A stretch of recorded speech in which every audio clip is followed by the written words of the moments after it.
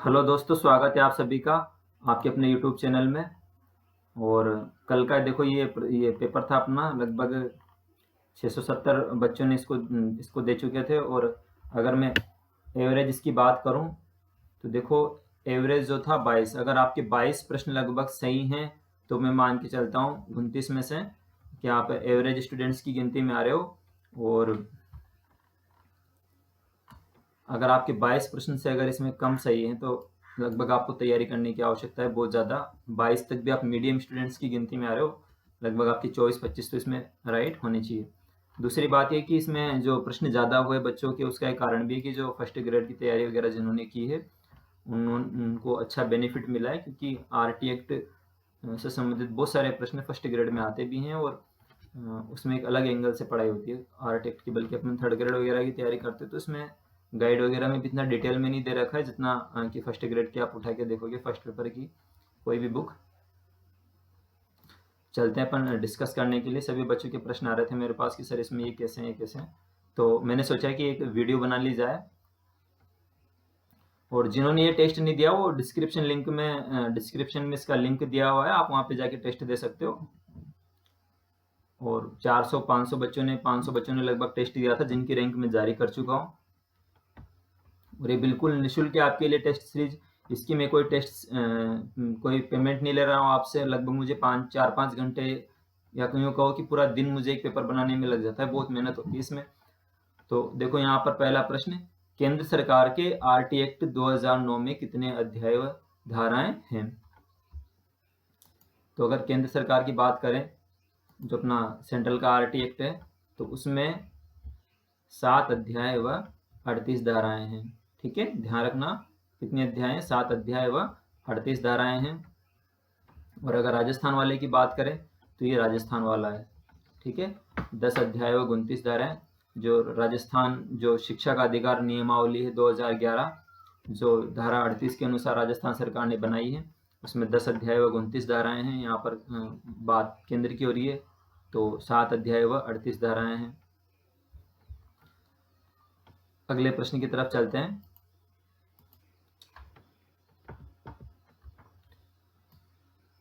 Bharat RT act लागू करने वाला कौन सा देश बना?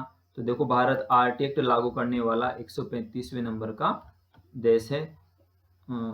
134 देश इससे पहले आरटी एक्ट लागू कर चुके थे। तो कौन सा देश बना? 135वां देश बना। तो इसमें जो सही आंसर आपका क्या होगा? 135वां। इसके बाद अपन अगले प्रश्न पे चलते हैं।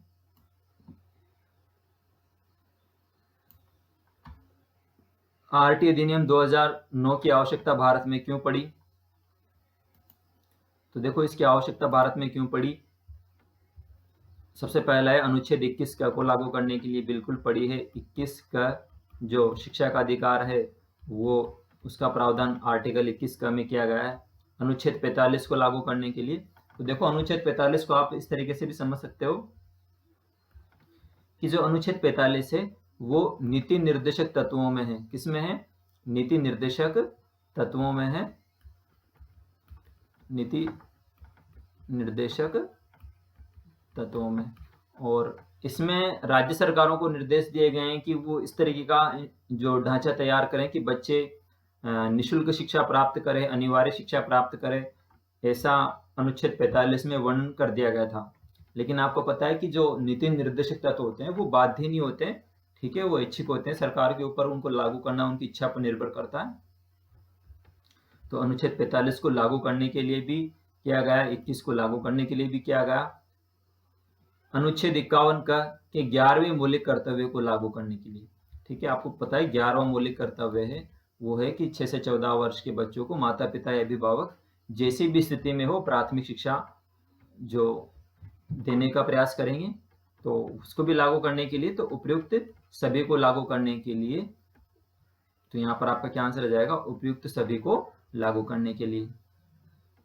किस दिनांक को आरटी एक्ट जम्मू कश्मीर को छोड़कर संपूर्ण भारत में लागू हुआ था? तो देखो, जम्मू कश्मीर को छोड़ करके संपूर्ण भारत में लागू हुआ था। तो देखो, यहाँ पर लागू हुआ था का मतलब क्या है कि सभी राज्य सरकारों को निर्देश दे दिए गए थे कि सेंट्रल गवर्नमेंट की तरफ से आरटी एक्ट लागू हो चुका है। आप भी अपनी धारा 38 का प्रयोग करते हुए धारा 38 का प्रयोग करते हुए अपने राज्य के लिए एक आरटी नियमावली तैयार कर लें, क्योंकि आपको पता है शिक्षा समवर्ती सूची का विषय है और समवर्ती सूची में केंद्र सरकार और राज्य सरकार दोनों उस विषय पर कानून बना सकती है। ठीक है, तो आरटी एक्ट में केंद्र सरकार का कानून भी है और राज्य सरकार का कानून भी है। जैसे अपना आरटी एक्ट केंद्र वाला भी है और अपने राजस्थान वाला भी है। राजस्थान वाले में 10 अध्याय और 29 धाराएं हैं, केंद्र वाले में 7 अध्याय और 38 धाराएं हैं। तो यहाँ पर आपका जो आंसर होगा हो गया 1 अप्रैल 2010। अगला प्रश्न, आरटी एक्ट 2009 की किस धारा में विद्यालय प्रबंधन समिति का उल्लेख किया गया है? तो देखो, जो विद्यालय प्रबंधन समिति की बात की गई है 21(1) में की गई है। एसएमसी अपन उसे कहते हैं, स्कूल मैनेजमेंट कमेटी, और ये 1 से 8वीं तक के जो विद्यालय होते हैं या 1 से 5 तक के जो विद्यालय होते हैं उनमें होती है। ठीक है, और एक होती है एसडीएमसी। ठीक है, ये जो सीनियर सेकेंडरी स्कूल्स होते हैं उसके लिए होती है, और इसका जो अध्यक्ष होता है वो प्रधानाचार्य होता है।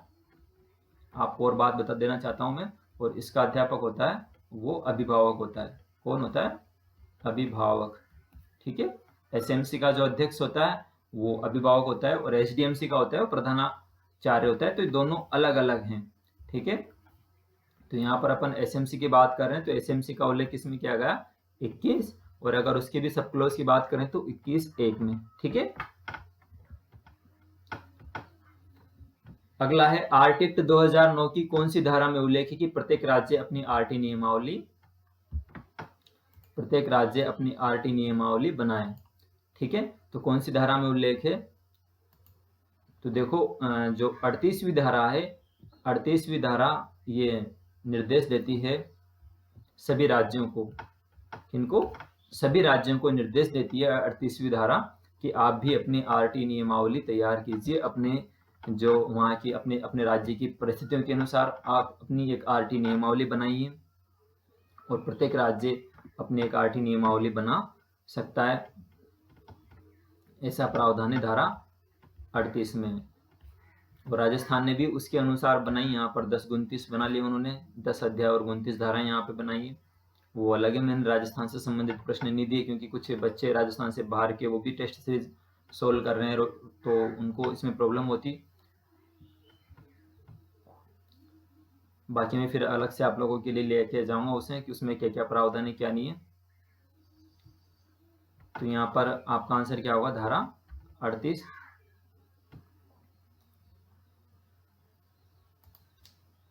अगला प्रश्न,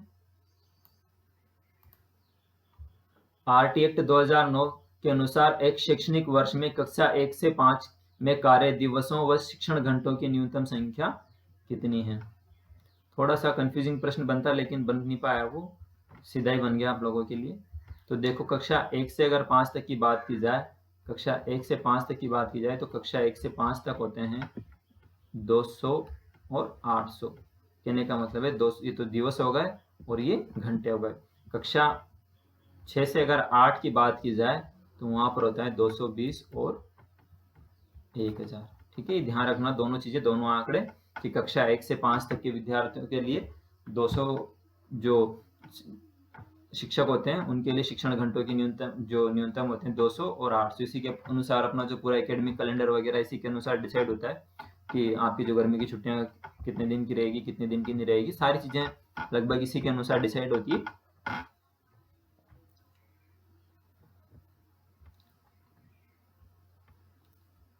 तो इसमें क्या आएगा? डी वाला सही है। अगले प्रश्न पे चलते हैं अपन।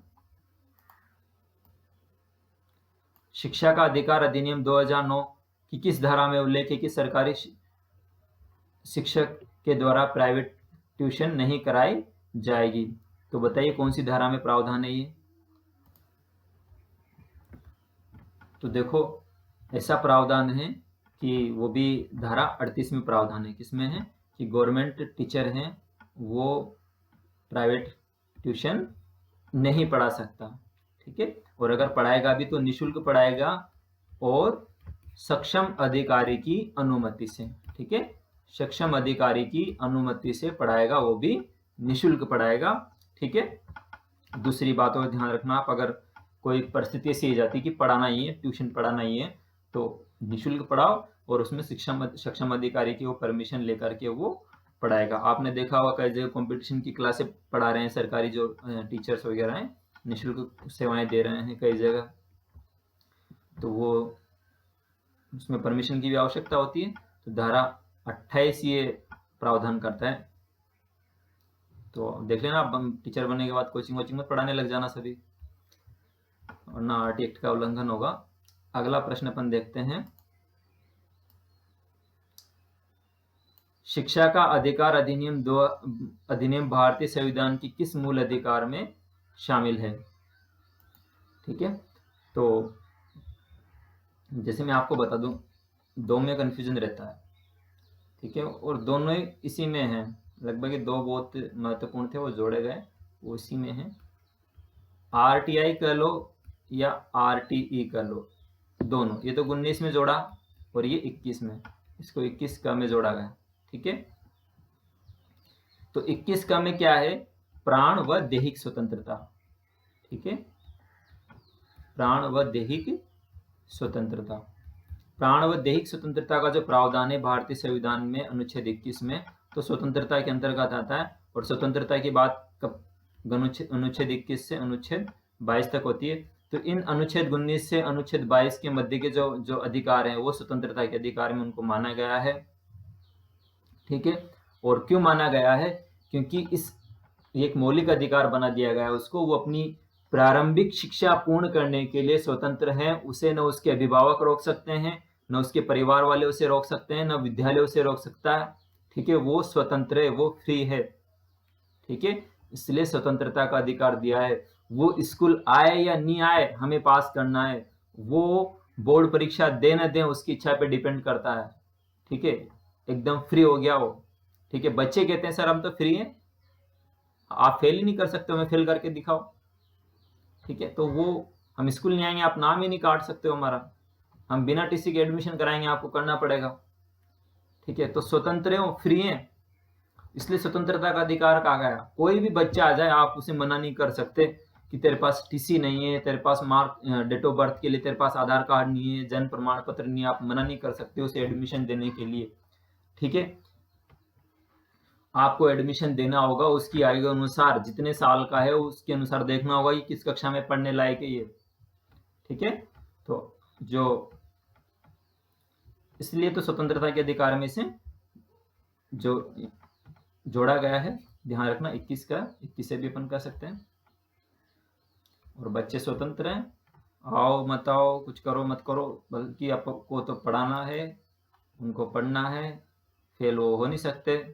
चल रहा है अभी भी नो डिटेंशन पॉलिसी पर वो बात चल रही है, कुछ राज्यों ने इसे हटाने की मांग की है, वो लगभग 2000 जो 19 में 3 जनवरी को वो हटा भी दी है कि नो डिटेंशन पॉलिसी, फेल नहीं करने की नीति है, वो हटा दी है गवर्नमेंट ने। अब राज्यों के ऊपर डिपेंड करता है कि कौन कौन से राज्यों से लागू करते हैं। निःशुल्क एवं अनिवार्य शिक्षा का अधिकार अधिनियम 2009 के अंतर्गत किसी भी अध्यापक को निम्न में से किस कार्य में नहीं लगाया जा सकता। तो देखो यहाँ पर आपको कि किस कार्य में नहीं लगाया जाता है, जनगणना टीचर करते हैं, ये भी है। आपदा राहत कार्यों में आपको देखा होगा, कोरोना में ड्यूटी लगी थी, मेरी भी लगी थी, सभी की लगी थी, तो ये भी करते हैं। चुनाव संबंधी कार्य करते हैं, तो तीनों करते हैं। पल्स पोलियो अभियान में नहीं लगाई जाती है, ठीक है। तो सही विकल्प क्या होगा आपका, पल्स पोलियो अभियान, ठीक है। इसमें मेडिकल से संबंधित स्टाफ है उनकी, नर्सिंग स्टूडेंट्स वगैरह की लगाई जाती है।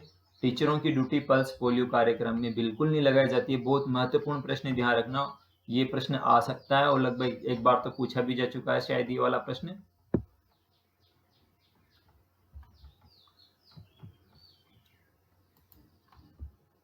और आपदा राहत कार्यों में लगाइए, कोरोना में भी लगा रहे हैं टीचरों की ड्यूटी, तो वो भी आपदा राहत कार्य हो गया, तो आपदा राहत कार्यों में भी लगाई जाती है। अगर ये वाला प्रावधान नहीं होता आरटी एक्ट में, तो शिक्षकों की ड्यूटी कोरोना में नहीं लगती, लेकिन कोरोना आरटी एक्ट में प्रावधान है कि इनमें लगा सकते हो आप, तो आपदा राहत भी उसमें दे रखा है। और वैसे अच्छी बात है, देश सेवा का मौका मिल रहा है शिक्षकों को भी। आरटी एक्ट 2009 के अनुसार शिक्षक हेतु न्यूनतम प्रति सप्ताह कार्य घंटे हैं। तो देखो कितने घंटे हैं प्रति सप्ताह, 45 घंटे। ठीक है, कम से कम एक सप्ताह में वो 45 पीरियड्स तो लेगा ही सही, शिक्षण करवाएगा इसे, उसमें खेलकूद वगैरह सारे जो आ गए।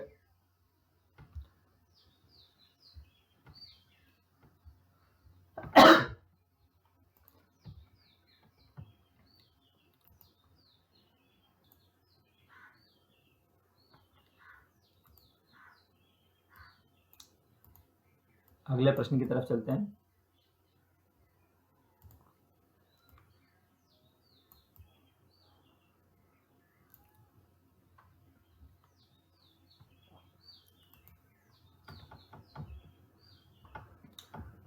जो आरटी एक्ट की धारा 21 है, उसमें जो एसएमसी है, एसएमसी में कितने प्रतिशत सदस्य बालकों के माता पिता या संरक्षक होंगे?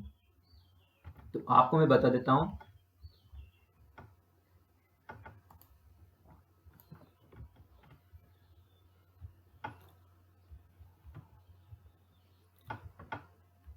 तो देखो इस वाले प्रश्न में 3/4 या अपन कह सकते हैं 75% जो मेंबर होते हैं वो अभिभावक होते हैं, 25% में शिक्षक व जनप्रतिनिधि। ठीक है, ये आप ध्यान रखना,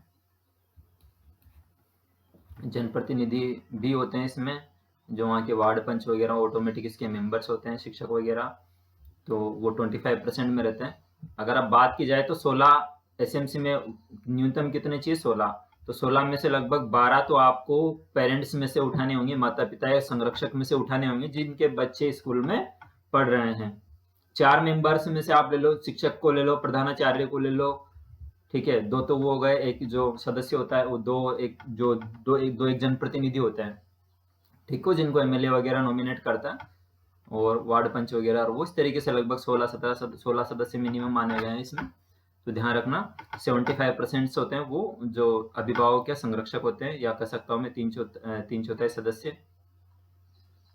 कोई मान भाव मेरे से कह रहा था कि सर एक तिहाई आते हैं, एक तिहाई आते हैं, तो एक तिहाई नहीं आते हैं, वो गलत है, बल्कि 3/4 सदस्य वो जो मेंबर्स होते हैं वो अभिभावक होते हैं जिनके बच्चे पढ़ रहे हैं स्कूल में।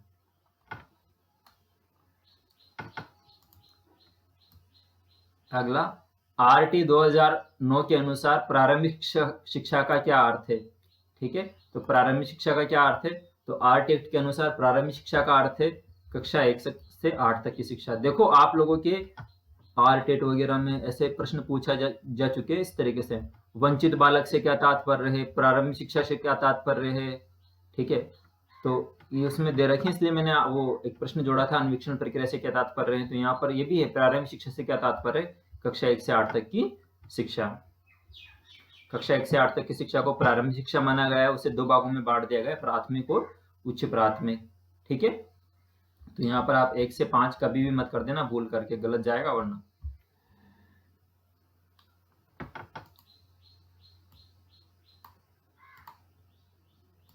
अगला है, एक विद्यालय में 85 विद्यार्थियों का नामांकन है, आरटी एक्ट के अनुसार विद्यालय में अध्यापकों के स्वीकृत पद होंगे।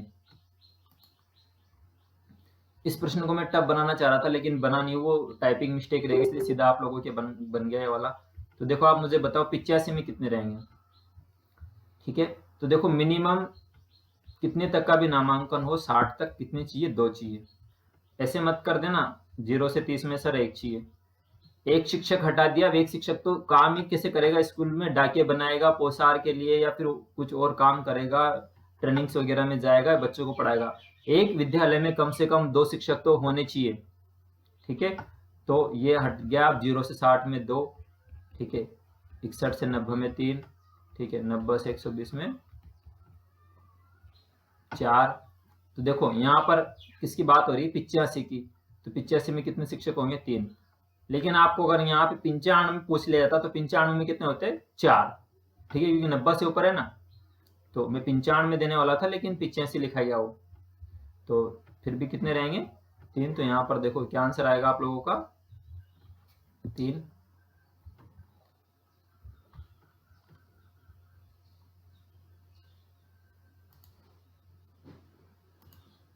अगला प्रश्न, शिक्षा का अधिकार अधिनियम 2009 ने 6 से 14 वर्ष आयु के विद्यालय कभी न गए अथवा विद्यालय शिक्षा अधूरी छोड़ने वाले बच्चों को शिक्षा की मुख्य धारा से जोड़ने हेतु विशेष पाठ्यक्रम लागू करने पर जोर दिया गया, नहीं दिया है जोर ऐसा कुछ कि जो स्कूल नहीं आ रहा है, जो ड्रॉप आउट चिल्ड्रन है जो उनके लिए कुछ ऐसा करे, ऐसा बिल्कुल भी नहीं किया अभी सरकार ने। विशेष प्रशिक्षण पर जोर दिया, ये भी नहीं है, ये भी नहीं है। अलग से विद्यालय खोलने की बात ये भी नहीं है। तो बताओ क्या है, कंफ्यूज कर रहा हूं मैं आप लोगों को यहाँ।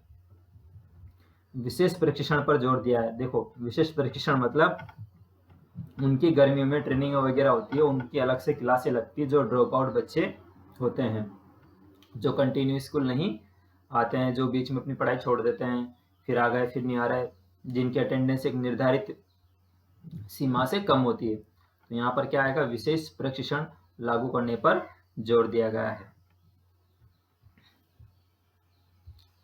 अगला प्रश्न,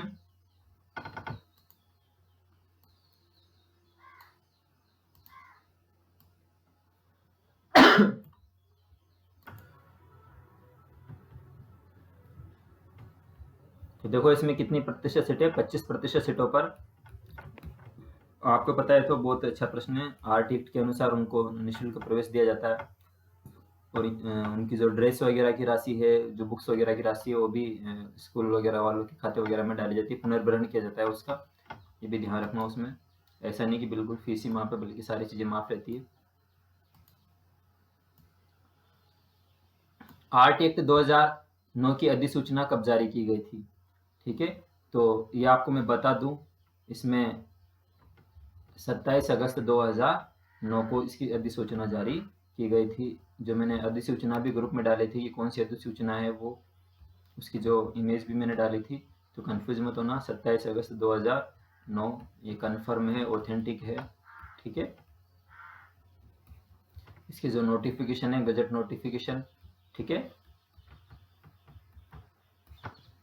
अपन इसका जो गजट नोटिफिकेशन था वो जारी किया गया था ये 27 अगस्त 2009 को। भारत में शिक्षा के अधिकार का जनक कहा जाता है। तो देखो किसको कहा जाता है, गोपाल कृष्ण गोखले को, क्योंकि उन्होंने स्वतंत्रता से पहले ही इस आरटी की वकालत कर रहे थे, इसलिए इनको कहा गया है। ठीक है, आरटी की वकालत करने के लिए कि अनिवार्य शिक्षा दी जाए, बच्चों को निःशुल्क दी जाए, तो कौन कर रहे थे, गोपाल कृष्ण गोखले कर रहे थे। और इन्होंने जो 1910 के लगभग ही मांग की थी, इन्होंने 1910 के लगभग इन्होंने मांग की कि ऐसा प्रावधान लाया जाए अंग्रेजों के समय से, तो इसलिए इसका उनका जनक कहा जाता है। प्रश्न 18 हो या 19, भारतीय संविधान में शिक्षा किस सूची का विषय है? तो देखो अगर शिक्षा की बात की जाए तो शिक्षा समवर्ती सूची का विषय है। कौन सी सूची का विषय है? समवर्ती सूची का।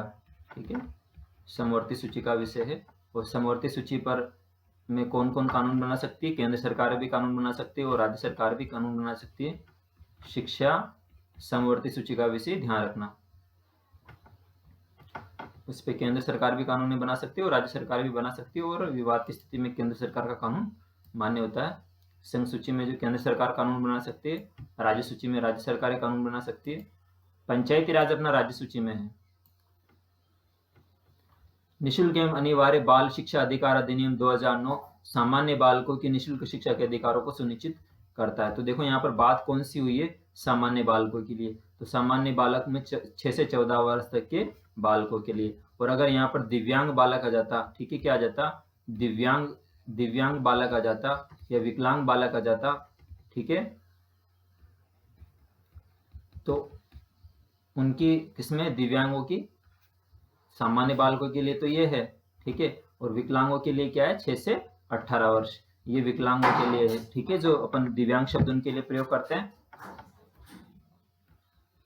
तो जो दिव्यांग बालकों के लिए अगर बात की जाए तो 6 से 18 वर्ष के लिए 4 वर्ष का उन्हें रिलैक्सेशन दिया गया है इसमें।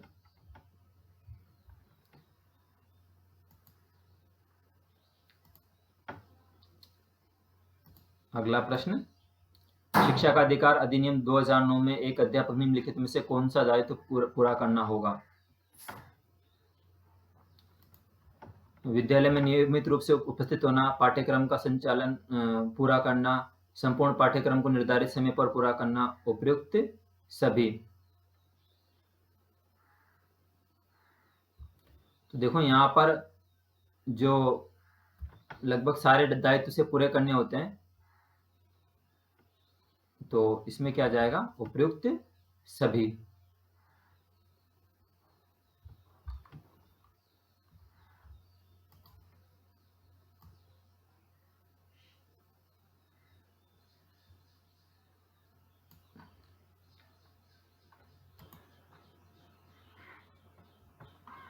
प्रश्न संख्या जो 21 था, मतलब 21 डिलीट हुआ है, ठीक है, उसमें 14 वर्ष थोड़ी टाइपिंग मिस्टेक हो गई थी, इस वजह से वो 21 डिलीट कर दिया। हाँ, इसके बाद आता है अपना प्रश्न संख्या 23। तो देखो प्रश्न संख्या 23 क्या कहता है? ये अन्वीक्षण प्रक्रिया से तात्पर्य है, ठीक है। तो अन्वीक्षण प्रक्रिया से तात्पर्य है स्क्रीनिंग, ठीक है, मतलब उसका जो अन्वीक्षण, खोज, एक तरीके से जो उसके व्यवहार के सभी स्तरों को देखना, ठीक है, अन्वीक्षण, ठीक है। तो अन्वीक्षण प्रक्रिया से क्या तात्पर्य है? उसके जो व्यवहार है उसके सभी पक्षों को देखना। अनुधनिक्षण से बना ये शब्द, तो इसका तात्पर्य क्या है? प्रवेश प्रक्रिया से है, ठीक है, कि बालक क्या सोचता है, क्या जो आप देखते हो एडमिशन प्रोसेस होती है, तो उसमें बालक के सभी व्यवहार के सभी पक्षों को देखा गया। और साथ में ये भी कहा गया है कि कोई आप टेस्ट वगैरह नहीं लोगे बच्चों का एडमिशन होने से पहले, जैसे आपने देखा होगा इंग्लिश मीडियम स्कूल वगैरह होते हैं, तो इस अन्वीक्षण प्रक्रिया के तहत तो उनको भी पाबंद किया है कि आप ऐसा नहीं कि हाँ एंट्रेंस टेस्ट लो बच्चों का, कोई उनका इंटरव्यू लो, उनके माता पिता का इंटरव्यू वगैरह लो। इस प्रक्रिया पर भी उन्होंने रोक लगाई है, स्क्रीनिंग की प्रक्रिया पर, कि आप बच्चों किस तरीके से स्क्रीनिंग नहीं कर सकते हो।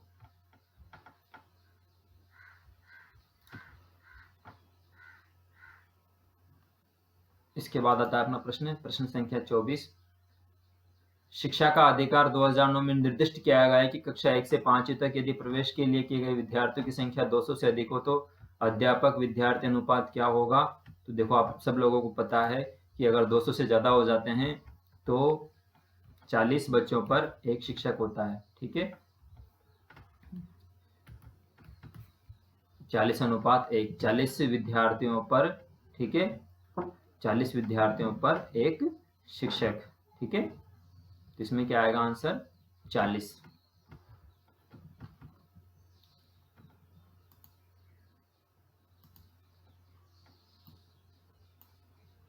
अगर उससे कम रहते हैं तो 1/3 का रेशो रहता है 1:30 का, ठीक है, ये भी आप देख लो इसको भी।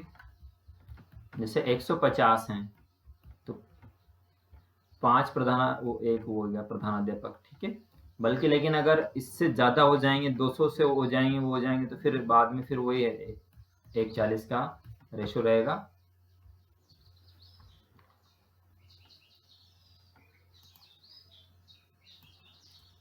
आरटी एक्ट 2009 के तहत विद्यालय में कुल रिक्त पद, कुल स्वीकृत पदों का कितने प्रतिशत अधिकतम हो सकता है? तो जैसे मान लो आरटी कहता है, आरटी की वजह से आपकी भर्तियां आ रही है, इतनी सारी भर्ती खोल रही है गवर्नमेंट, मजबूर है खोलने के लिए, ठीक है। तो उसका कारण भी क्या है? आरटी एक्ट है, इसको ध्यान से समझना। आरटी एक्ट यूं कहता है कि किसी भी स्कूल में 10% से ज्यादा पद खाली नहीं रह सकते। जैसे मान लो कोई बड़ा स्कूल है, उसमें स्वीकृत पद 20 हैं, ठीक है, तो 20 का अगर अपन 10% की बात करेंगे तो 2 पद खाली रह सकते हैं, 18 पद भरे हुए होना आवश्यक है, ठीक है। अगर 18 पद वहां पर भरे हुए नहीं है तो आरटीई का उल्लंघन है। तो इसलिए सरकार जब से 2010 से ये लागू हुआ, आपने देखा है 2010 से कितनी सारी शिक्षक भर्तियां आ रही है, वरना पहले शिक्षक भर्तियां नहीं आती थी इतनी बड़ी संख्या में, बहुत बड़ी संख्या में पद खाली थे, तो उसका भी ये कारण है। तो यहाँ पर क्या आएगा 10% से अधिक पद खाली नहीं रहने चाहिए स्कूल्स में वगैरह में, और इसलिए देखो रिट वगैरह की इतनी सारी बड़ी वैकेंसियां आ रही है अभी, तो सबका कारण यही है। तो आप लोगों के लिए नॉलेजेबल भी होना चाहिए चीज की कितने वो कर रहे हैं। 86वें संविधान संशोधन अधिनियम 2002 के द्वारा 6 से 14 वर्ष की आयु के सभी बच्चों को मुक्त एवं अनिवार्य शिक्षा को मूलभूत अधिकार बनाने की बात की गई है। वो संविधान की किस धारा में कही गई है, किस अनुच्छेद में कही गई है? तो देखो अनुच्छेद 21(1) में कही गई है। ठीक है, अनुच्छेद 21(a) का 2, अनुच्छेद 21(क) के 2 या 21(a) के 2, बात एक ही, क्योंकि भारत का संविधान तो इंग्लिश में लिखा हुआ है, हिंदी में कोई अ लिख लेता है, कोई क लिख लेता है, बात एक ही। इसके बाद आता है बाल शिक्षा का निःशुल्क एवं अनिवार्य अधिकार अधिनियम के अंतर्गत कक्षा 6 से 8 तक के विद्यार्थियों के लिए अधिकतम कितनी पैदल दूरी पर विद्यालय स्थापित किए जाएंगे? तो देखो यहाँ पर विकल्प के अनुसार 2 किमी सही है। ठीक है, इसमें 3 किमी नहीं दिया हुआ है, कुछ मैंने देखा भी था, ऑथेंटिक प्रूफ भी मुझे बताया था बच्चों ने 3 किमी भी है, पर लगभग अभी तक मैंने 2 किमी पढ़ा है और ऑप्शन में 3 किमी नहीं है, तो आप यहाँ पर 2 किमी मान सकते हो। 3 किमी का मैं और पता करके आप लोगों को जल्दी बता दूंगा कि 3 किमी है नहीं है, बल्कि अभी तक तो ये था कि कक्षा 1 से 5 तक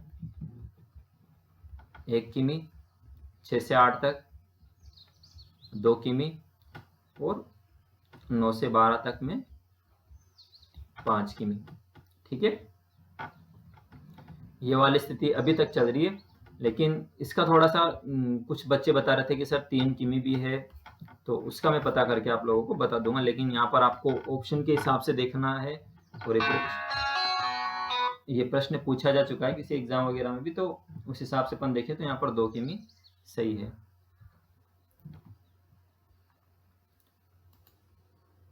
इसके बाद आता है राष्ट्रीय शिक्षा नीति 1986 के अनुसार शिक्षा पर निवेश कुल राष्ट्रीय उत्पाद का कितने प्रतिशत होना चाहिए? तो देखो ये बहुत अच्छा प्रश्न था। कहने का मतलब अपनी जो जीडीपी होती है, ग्रोस डोमेस्टिक प्रोडक्ट, जो जिसे जीडीपी कहा जाता है, तो जो जीडीपी होती है वो उसका 6% लगभग शिक्षा पर खर्च होना चाहिए, लेकिन अपने यहाँ पर कितने प्रतिशत खर्च हो रहा है? लगभग 2%। भारत की बात की जाए तो भारत में कुल जो जीडीपी है, कुल जो ग्रोस डोमेस्टिक प्रोडक्ट है, कुल राष्ट्रीय उत्पादन है अपना, यहाँ पर जो कुल वो उसका 6% होना चाहिए खर्च, लेकिन नहीं हो पा रहा है, 2% खर्च हो रहा है। तो यहाँ पर क्या आएगा? 6%। ठीक है, भारत में 2% खर्च हो रहा है, लेकिन 6% होना चाहिए। इसके बाद बात आती है बच्चों के निःशुल्क एवं अनिवार्य शिक्षा का अधिनियम 2009 लागू हुआ था संपूर्ण भारत के लिए, केवल केरल राज्य को छोड़कर संपूर्ण भारत राष्ट्र पर, केंद्र शासित प्रदेशों को छोड़कर संपूर्ण भारत पर केवल जम्मू कश्मीर राज्य को छोड़कर। ठीक है, तो यहाँ पर लागू हुआ था, उसके अकॉर्डिंग अगर देखी जाए बात, तो संपूर्ण भारत को छोड़ करके जम्मू कश्मीर राज्य को छोड़ करके संपूर्ण भारत में लागू हुआ था। और जम्मू कश्मीर की मैं पहले भी बता चुका हूँ, अभी आप लोगों को बता चुका हूँ कि अभी वर्तमान में वहाँ पर फाइनली इम्प्लीमेंट नहीं हुआ है। वहाँ के किसी भी प्राइवेट स्कूल ने अभी भी 25% बच्चों को निःशुल्क एडमिशन नहीं दिया है। ठीक है, तो वो प्रक्रियाधीन है, जल्दी लागू हो जाएगा, ये बात जरूर है, लेकिन वहाँ पर अभी पूर्ण रूप से लागू नहीं हुआ है। आप इसे नहीं मान सकते कि वहाँ पर लागू हो गया। लागू हो गया का मतलब क्या है कि वहाँ पर हर बच्चे को 25% बच्चों को जो एडमिशन दिया जा रहा है, वहाँ की जो टीचर्स वगैरह हैं, जो उनकी संख्या है वो आरटी के अनुसार निर्धारित हो गई है। वहाँ पर स्कूल्स में खाली पद नहीं है, काफ़ी सारी चीज़ें जो वहाँ पर अभी बिल्कुल भी इम्प्लीमेंट नहीं हुई है। ठीक है, और मेरे कई विद्वान साथियों ने बुकों वगैरह में भी लिख दिया कि हाँ ये धारा 370 हटी और इधर ये लागू हुआ। धारा 370 हटने के बाद के आप आर्टिकल्स वगैरह पढ़ो न्यूज़पेपर में, उसमें स्पष्ट दे रखा है कि ये लागू हो जाएगा वहां पर जम्मू कश्मीर में आरटी एक्ट लागू हो जाएगा शब्द आ रहा है, ऐसा नहीं आ रहा है कहीं भी कि होगा, कि हो गया एक तरीके से, आज से लागू हो गया, ये नहीं मान सकते अपन। ठीक है, धारा 38 के अनुसार जम्मू कश्मीर जो सरकार है वो अपना एक अलग से जो आरटी नियमावली बनाएगी, जिसे अपनी राजस्थान सरकार ने भी बना रखा है। जिसे आपको पता है पंचायती राज अधिनियम 23 अप्रैल 1994 को लागू हुआ था राजस्थान में, बल्कि इंडिया में ये 24 अप्रैल 1993 को लागू हो गया था। तो एक साल की प्रक्रिया जिस प्रकार से पंचायती राज को लागू होने में लगी, और भी जैसे भारत में अपने राजस्थान में 2011 में आरटी आया। ठीक है, तो वैसे जम्मू कश्मीर में प्रक्रिया अधीन है, वहां पर आप नहीं मान सकते हो। और वैसे भी मैं इसको विवादित नहीं रखना चाह रहा था प्रश्न को, लेकिन वो थोड़ा सा 2019 हो गया था उस पेपर में, तो इसलिए अगर उसके अनुसार भी आप सोचो तब भी ये आएगा। और अगर ऐसा कैसा ही आ जाए तो फिर तो है सही, ये तो 100% सही है। ठीक है,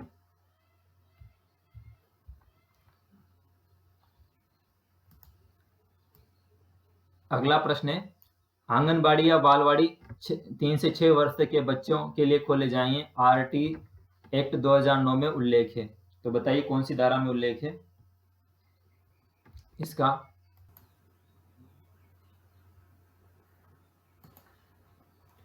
तो देखो धारा 11 बात करती है इस चीज की।